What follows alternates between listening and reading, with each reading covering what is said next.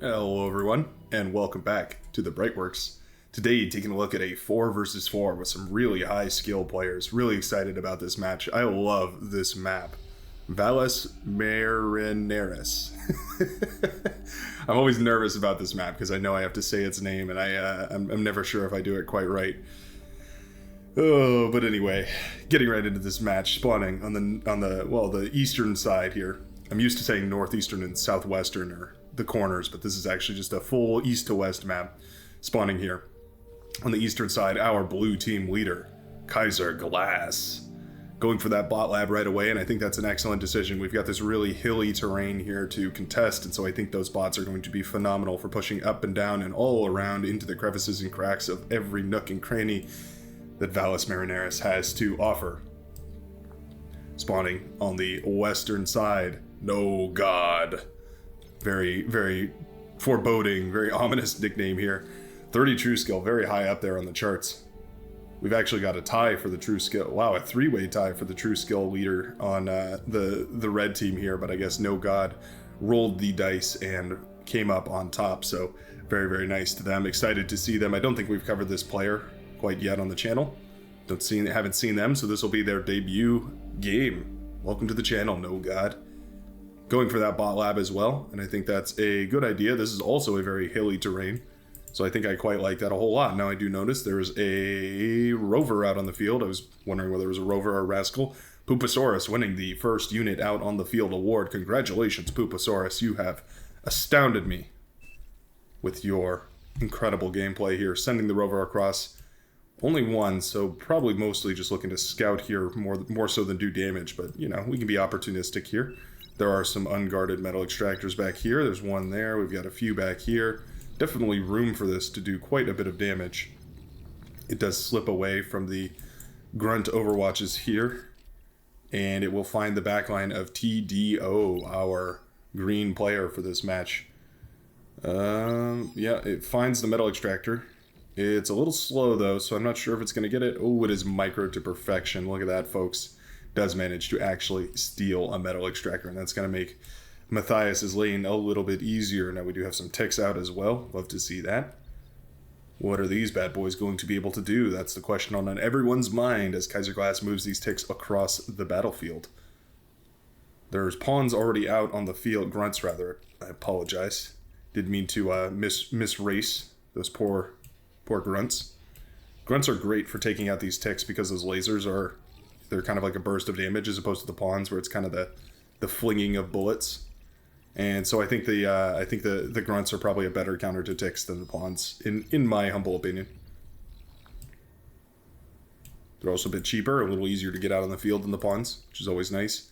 Kaiser Glass doing a good job of micro here, does manage to snipe a metal extractor right off of Matthias, so we're one apiece here for TDO and Matthias. I guess no advantage. Zeroed out, zero-sum game here. Prabzor doing a great job of moving forward. Prabzor is another really strong player. See them in a lot of FFAs. Just played an FFA with them the other day, actually. It was a lot of really good fun. Very infuriating. Very good player. It gives me trouble every time. Got a lot of metal extractors back here. Looks like Kaiser Glass is pinging, trying to alert the team to claim those immediately. Not a bad idea. Soak up as much metal as you possibly can. Relatively slow expansions from both teams here, actually. Commanders kept in the back line, and I guess in a 4v4, each commander is a little bit more valuable, isn't it? So, not unsurprising that we're seeing the commanders being a little bit more hesitant, pushing up to the front, but I think we could probably see a little more aggression. Decat moving forward here, and I notice a lot of people are E-stalling. Oh, that's why. Wind speed dropped down to right around 2 for a long time there. That explains why almost everyone in the game was E-stalling for a little while there. That is rather funny. Yeah, there's these big global trends, global as in like the match, but there's these global trends of like the wind, what am I trying to say? The wind going up and down here, and I think that's really funny. The wind is so bad right now. Current wind risk is 5.5. Yeah, we're not looking very good here. This is a lot of blitzes out on the field. Wow, we're even microing one back to get a repair. That's really nice. That is some pro level micro right there. Absolutely phenomenal coming out of Pooposaurus. Decat doing a good job of claiming this area down here, getting a nice little metal advantage, and I think that's going to be really, really helpful going forward. Every little bit of metal helps, especially in these early engagements when you need as many units as you can. Blitzes run by. We're basically committed to these blitzes dying when we're pushing forward like this, so we need to get a lot of damage done with these. 1 metal extractor, probably not worth it. 2, we're getting there. 3 or 4, that's probably good. But if we can get this economy center, that's going to be huge. And I think we will. There's not a whole lot of units out in time for this, so these blitzes are going to go unchecked right into the base of Prabzor. Yep, we're going to get a we're going to get a solar panel, a couple wind turbines, metal extractor, and I think these blitzes have rightly paid for themselves. Ooh, are we even going to get the bot lab? Wow, very nicely done. So the bot lab goes down, and that is going to shut down production for Prabzor for quite a while. Energy converter right here blows up one of these construction bots, and we are left with a single 16% construction bot to our name. Prabzor definitely feeling the hurt from that push. Very, very nicely done with those blitzes. They definitely got their money's worth and didn't even leave behind too many wrecks, which is really, really nicely done here. Prabzor are going to be struggling with the economy for a little while up here in the front, going to be relying on the teammates to help send energy and all that sort of stuff. I do see more blitzes pumped out to the front lines, but Prabzor are doing a great job of building a lot of defenses up here on the front line. We're even getting a twin guard up on the front, which is going to be enough to shut down any aggravators or pushes by the commander or anything like that. It's going to hurt quite a bit.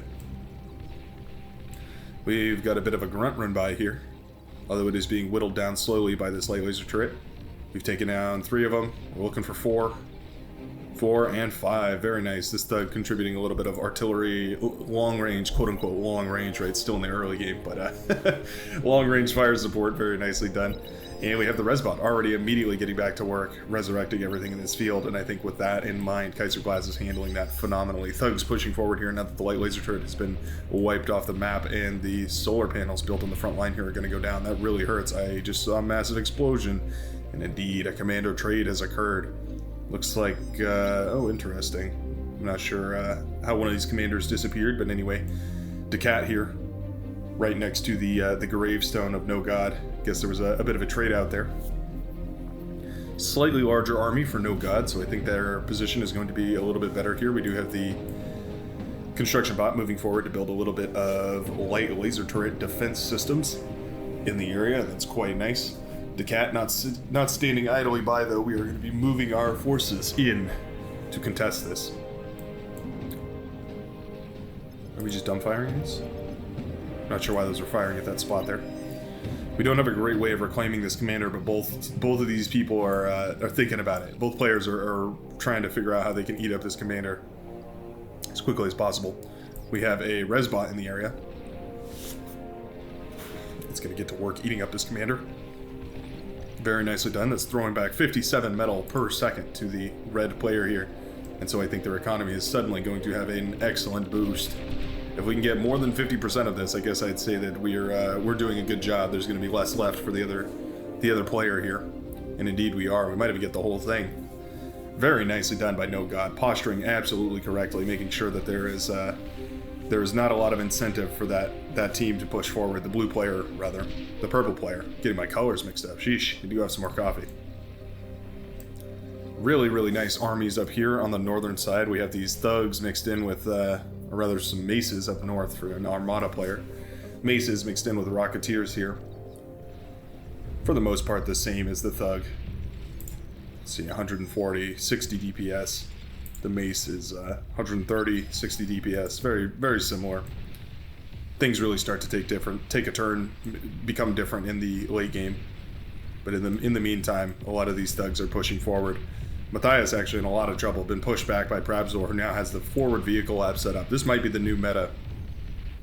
Yeah, I think this forward vehicle lab is definitely becoming the new meta. I've been trying it a whole lot, and I've been loving it. I've been seeing it come out here by a lot of the pros, and if anybody knows anything about this game, it's going to be them. So I think I can fully endorse that strategy here.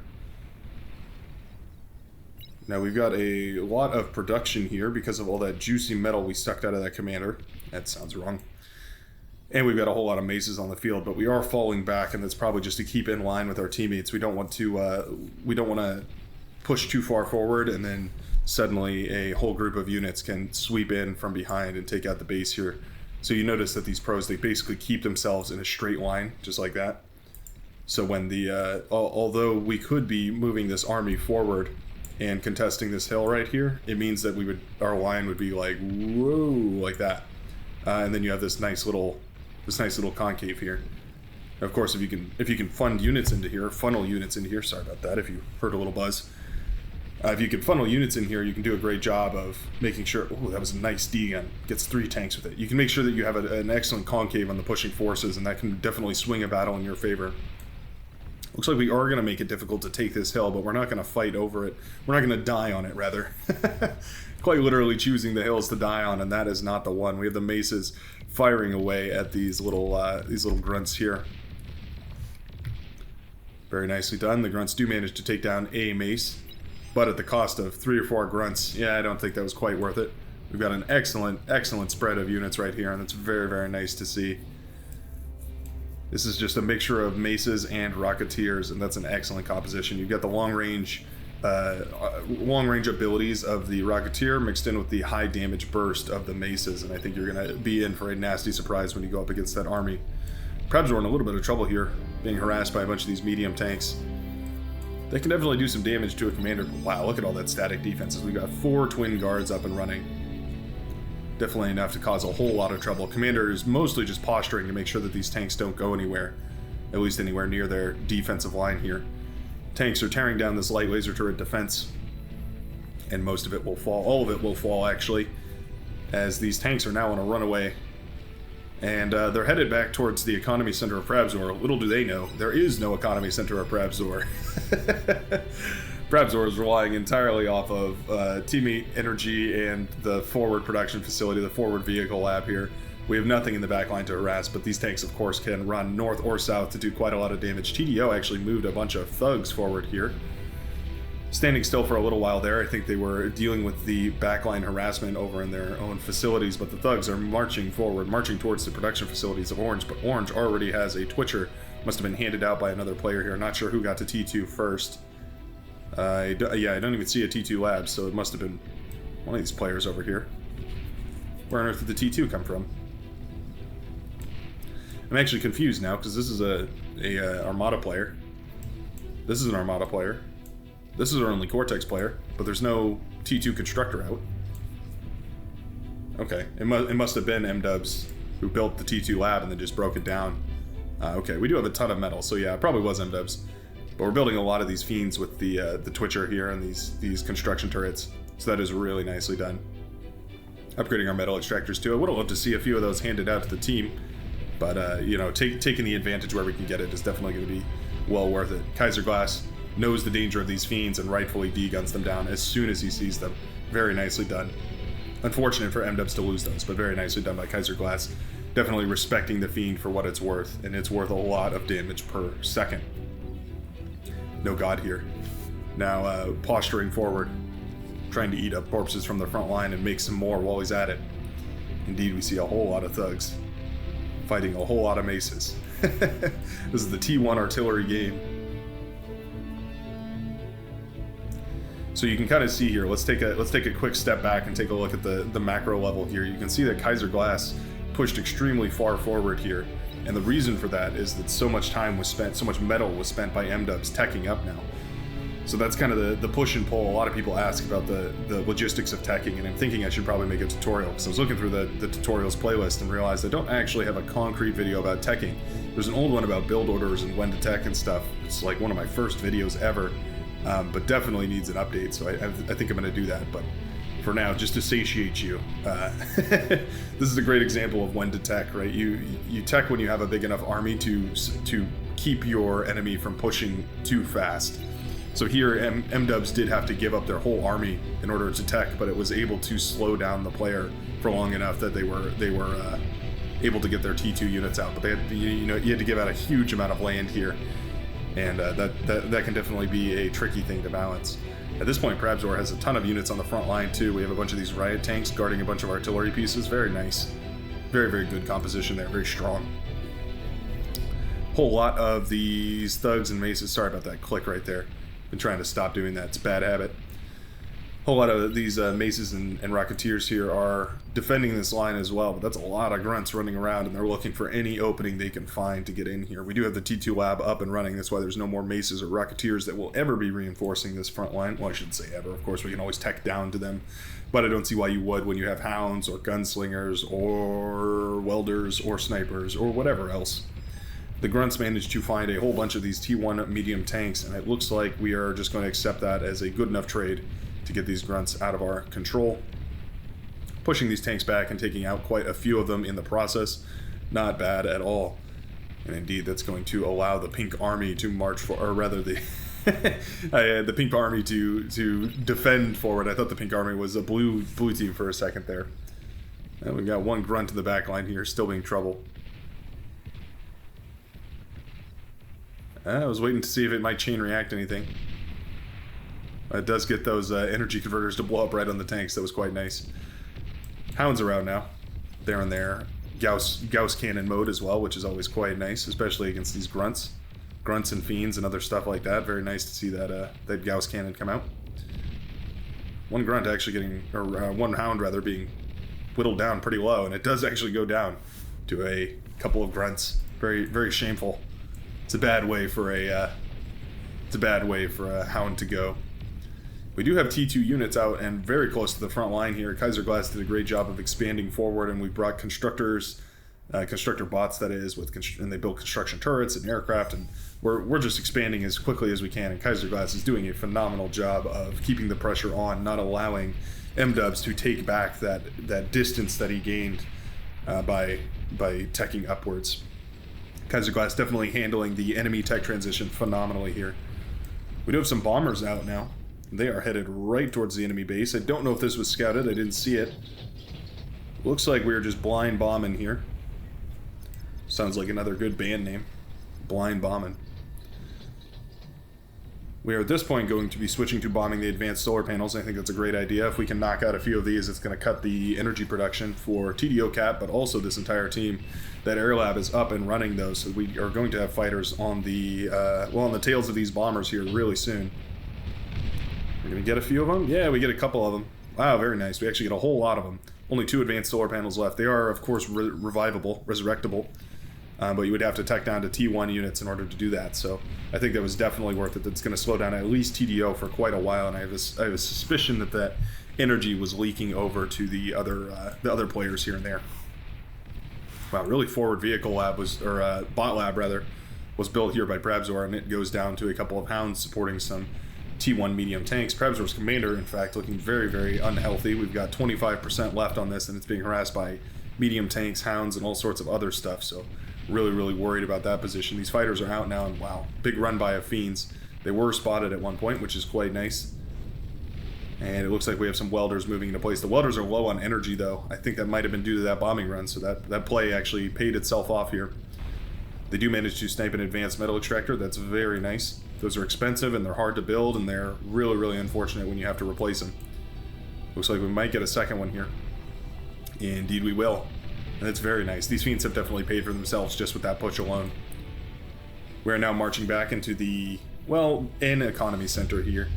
That's one thing that I do notice about these pros is they're very good at distributing their economy along the line that they push. So if you blow up their main base, it's not the end of the game for them. We have T2 units, fiends here, harassing these maces and these rocketeers down here. This T1 army is no longer going to be fit for duty, or at least not efficient for duty, which in some respects is more important.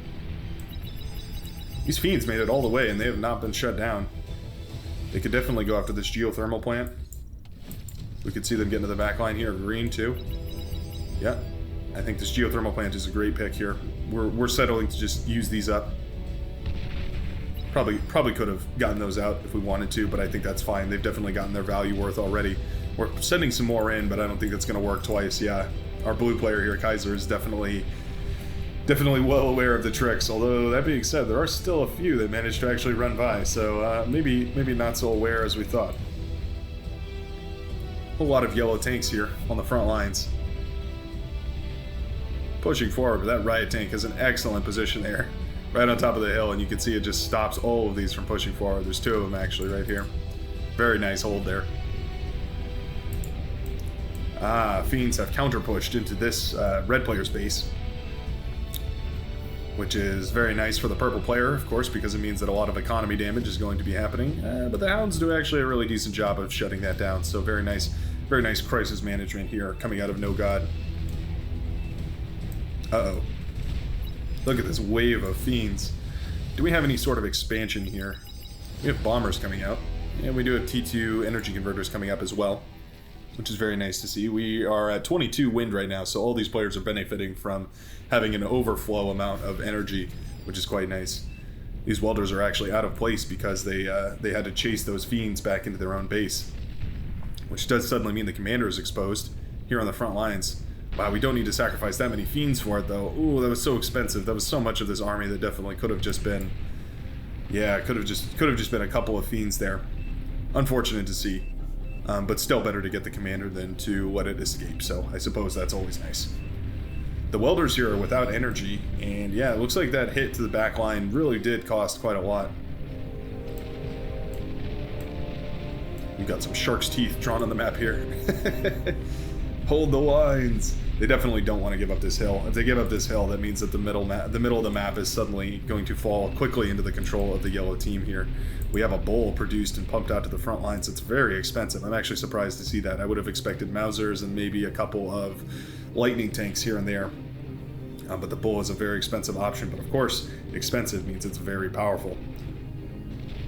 We have a console here on the front lines to eat up metal as well. And I guess if you can fund all this with reclaim from the front lines, it's definitely going to be worth it.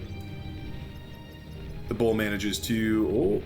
Oh, okay, it does manage to snipe the constructor. That was really important because we need to absolutely make sure that the enemy cannot reclaim off this front line, just like Prabzor, of course, is going to be trying to do. Actually, Prabzor going for the resurrection here as opposed to the reclaim, which is very nice. Fold some more units into the mix, why not? The bull being used here is like a shock unit to make sure that the front lines here are devastated properly. Light laser turrets, you're not seeing things. These are being healed up very, very nicely from these construction turrets over here, making it really difficult for these to push through. The bull is going to be instrumental in taking down this army here. We can see a sumo's on the front lines, but it doesn't have enough energy to start firing, which is really unfortunate. TDO definitely needs to rebuild some energy economy. Looks like bombers are coming in here, ready to devastate. We're just targeting down the T2 lab raw, and I think that's honestly not a bad idea whatsoever. If we can take down this production facility, that would be phenomenal. Yeah, bomb some of these as well. Very nice. Yeah, we're choosing just the right targets here.